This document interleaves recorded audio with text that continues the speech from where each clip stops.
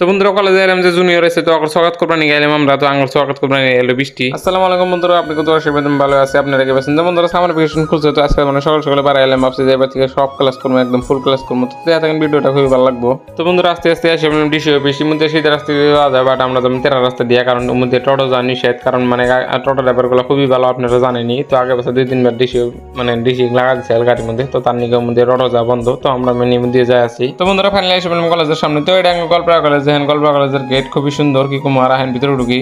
তো ভিতরে ঢুকে ডাইরেক্ট গেলাম কেমিস্ট্রি ডিপার্টমেন্টে, মানে একটা এগ্রিমেন্ট সাইন করার আগে মানে মেজর পাইছি, তো তার নিকে বলে একটা এগ্রিমেন্ট লিখে দেয় না, তো এটা লিখবার নিয়ে গেছি।